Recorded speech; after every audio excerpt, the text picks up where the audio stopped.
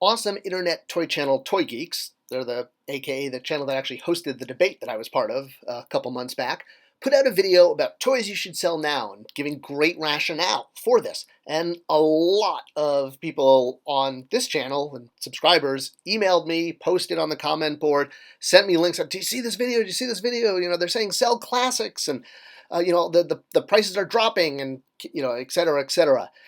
So and asking me for a response. Hence this video right now. This is the response, but it actually brings up a really important point about what's going on in fandom, two important points, and I think this is a great time to address them. So, a big reason for pushing selling toys now is the idea that a better version is either available or is coming. And why keep the inferior one? Why keep your Toy Biz Marvel Legends Captain Marvel when the Hasbro Marvel Legends Captain Marvel is a much better figure? Same character, just an update. And I'm not talking about something that's just, a new hat, but rather, a completely new, years later, better technology approach to doing a figure. And we have a lot of figures that are out now that, 10, 20 years ago, yeah, they're better. So a perfect example of this is, let's say you want to start collecting vintage Masters of the Universe toys from the 1980s. Always a great line to collect, right? Well, in lieu of hunting garage sales and eBay and, going to McKay's Books, hoping that they might actually have a figure from this line, well, you can go to retail right now and buy Origins. And I'm not going to say arguably, because factually, it is a superior line. It's the vintage line, but better articulation, better paint, better, more accessories, et cetera, et cetera. You're basically getting a, better version of the toy you had as a kid. And why not get that version? There is something to be said about owning the original, whether it's your toy or, you're buying a vintage toy, off eBay or used toys, et cetera. But if you just want to start collecting, there's an alternative that's available at retail and is better. Likewise, Indiana Jones is getting a new movie because, it is. And, God, I love Temple of Doom, Last Crusade. Anyway, well, I loved, like you, maybe, the Hasbro line that came out for Indiana Jones 4. And yes, if we're getting another Indiana Jones movie, it means we're probably going to get more Indiana Jones toys. So, yes, is it time to clear out all your old Indiana Jones toys? Well, the thing is, it depends on what you collect. Indiana Jones has had 6-inch figures, like this Disneyland exclusive, or this Raiders version, which I actually own. I don't have the Temple of Doom one, more's the pity. It's a 6-inch figure. It's perfectly in scale with other 6-inch figures, he can, do Indiana Jones snaky stuff and, battle jungle people and mix in with your other characters.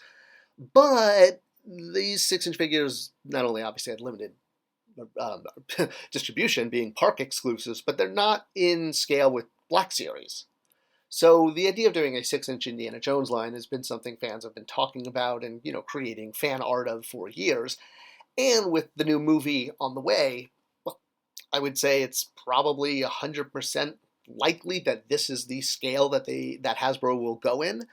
Doing a 3 3/4 line may not be wise. It's expensive, and it usually is scaled for vehicles. Now the vehicle figure line is something like a 4-inch, like the Star Wars action. What is it? The mission fleets. So that's kind of what 3 3/4 has turned into as far as play pattern. But we're probably in for really good 6-inch figures. So if you're up for 6-inch, hey, you're styling. But if you're expecting 3 3/4 to replace your 3 3/4, I wouldn't bet on that. But, we probably need a better 6-inch indie than this one. Although, darn sure I'm glad I got it. All right. And then the big other stout spout in the room is the price drop going on with MOTU Classics. And that's what prompted so many of my subscribers, and I thank all of you for dropping me a line saying, you have to comment about this. What are your thoughts? What are your thoughts? And yeah, so, all right. Let's talk about the elephant in the room. Classics, price drops. Yes, Shadow Weaver used to sell for couple $100, $300, $400. I can't say I really tracked, but I did hear people talking about it. She now goes for about $100. What people are emailing me, I'd have to go on eBay and check. So, it's like sell, sell, sell before, the bottom crashes out. Well, let's talk about the why. Obviously, there is now a 6-inch line that or 6-7 inch line that you can collect, collector scale, call it. And the best part of it to me is the fact that it incorporates all these different styles. It does the new show, but it's also doing figures based on old concept art, and even finding ways to bring in the animated look of the CGI show into, well, that's why they call it Masterverse. And I think it's a perfect title, because it's like, it's a multiverse of He-Man. It's any version, all versions. But the real key elephant in the room, if you will, here, this 40th anniversary He-Man, which for those who missed out on classics is a perfect substitute, 100%. It's a little bit taller and it doesn't have as much deco, but it's got the hand swaps, which classics did not have. And it has great looking packaging, so if you want to keep it on package before we all lose the ability to display our toys in package when that goes away. So, great toy, and perfect for those who missed the classics boat. But here's the bigger picture. While yes, if you want to start collecting now, you have a better version of He-Man. This is a perfect version, if you will. And even if you were turned off by previous versions, and by the way, this is the same, it's the same body, it's the head. That's what throws it off. This head's too small for the body. That's why it looks like that. The 40th anniversary He-Man's the same figure, but just with a proper sized head and a vintage sculpt. Hey, it's amazing what you can do with a head up, right? How much it makes things look different. And we've seen that the line is expanding. She-Ra, Sunman, Hero. Hero's going to be at retail. I cannot tell you how excited I am to see a Hero action figure hanging at retail. That is going to be the coolest thing. All right. Is this line going to be the new classics? Meaning, will it get as big as classics was? Every new release, every new sneak preview gets it one figure closer. And these are kind of really cool interpretations of the figures. I actually love this Zodak. I'm going to buy this Zodak. This is going to be the first Masterverse figure I think that I will get. And I'm excited to get it because I love Zodak. Okay, how do I do this without making it so I'm going to fall through thin ice? Because I obviously have worked on He-Man and there's, toy politics. I don't know. I'm going to use the Death Star metaphor. I'm sorry to fall back on it again, but it's the perfect metaphor. I mean, when you have a Death Star, you're basically perfect. If I say, oh, look, there's a Death Star, it doesn't make me anti-Death Star. It makes me say, oh, look, I see something. I'm observing a problem, or in this case, a beam of light from the sky. It's going to blow up the planet.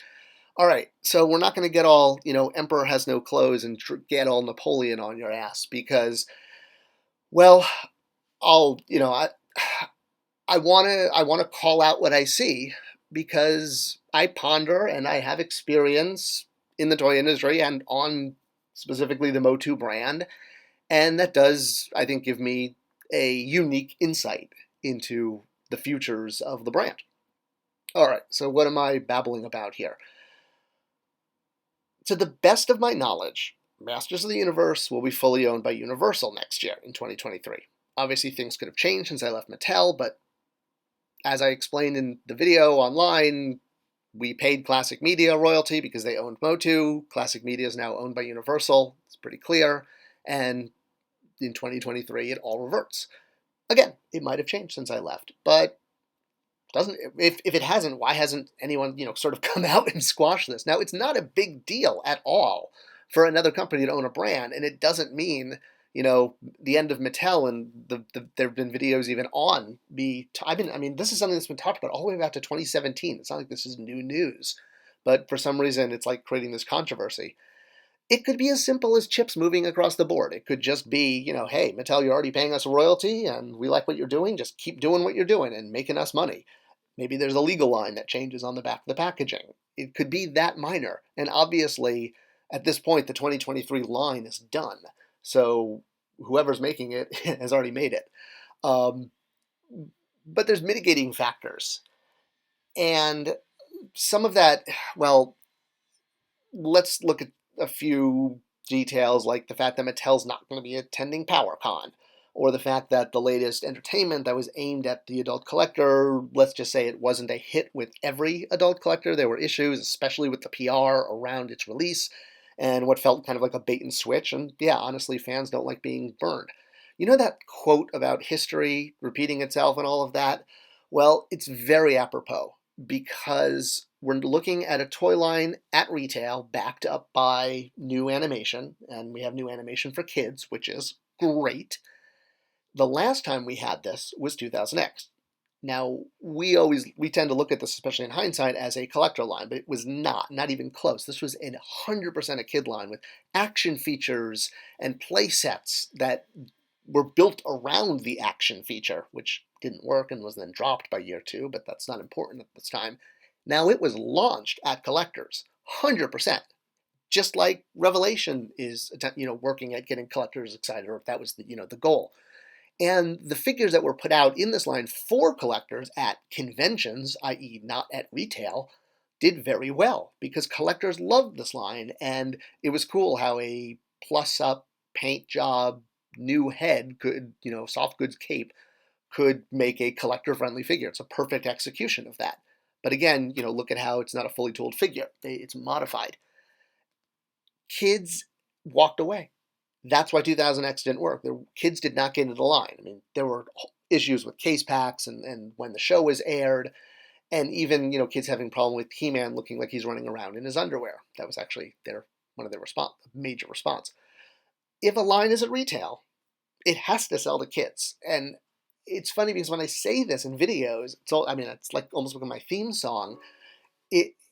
There's like this pushback that no, this collector lines, mass retail, can live in the aisle. Well, I got a Marvel Legends line to sell you at Target. I mean, guys, the retail aisle is driven by kids. Every SKU there has to sell to kids.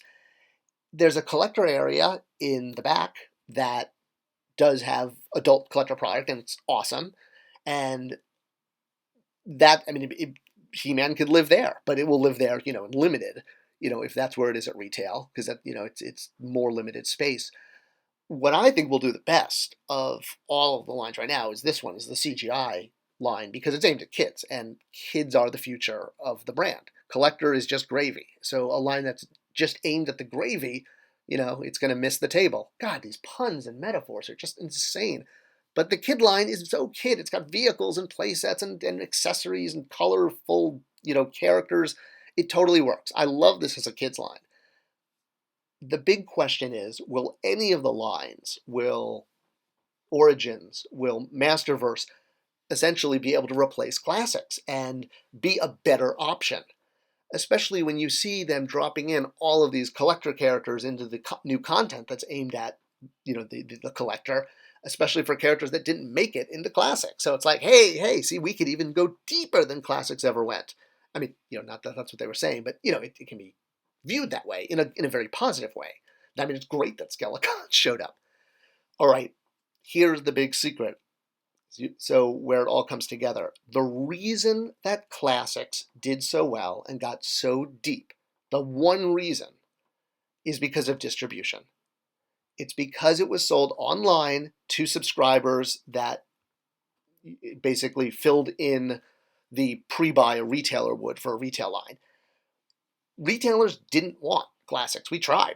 And despite what people say online, that I personally kept MOTU classics out of retail. Oh my gosh, we would have loved to have had it at retail. But retail had just gotten burned on 2000X, and it didn't do well with kids and had to be clearanced out. So why get now another line that won't even be aimed at kids? A line for collectors, the place to thrive is a company like Super 7 or NECA. I loved when Classics was at Super 7 because it's the best place. It can be with a company that has low overhead and just sells online, just like Matty Collector, bypasses the retail model, which requires toys to sell to kids. So that brings us back to the whole point of this is this the time to sell off your MOTU Classics figures because they're, going to be worthless soon? Well, maybe it's the opposite. Maybe this is actually the lowest they'll ever be, and now is the time to buy. And I'll say that because I believe that there is a speculation bubble around what's happening with MOTU right now at retail. And fans believe that either Origins or Masterverse will basically get as big as Classics. And for all of the reasons I've laid out in this video, culminating in the distribution online of a toy line that can get that deep in character selection. And don't worry, comment section, I will be addressing why Star Wars can get that deep and MOTU can't at retail in a later video. The point being is the speculation bubble that Origins will get that deep and Masterverse will get that deep. Based on what I've laid out in this video, I believe it's a speculation bubble. And hey, if you want to get in on classics, maybe now is the time. Prove me wrong, kids. Prove me wrong. I hope this video was insightful without being insulting or in any other way taken in a negative, because I'm just sharing observations and talking about how we can all enjoy He-Man together, where the future of the brand really lies with kids. That's what's so important. Buy toys for kids.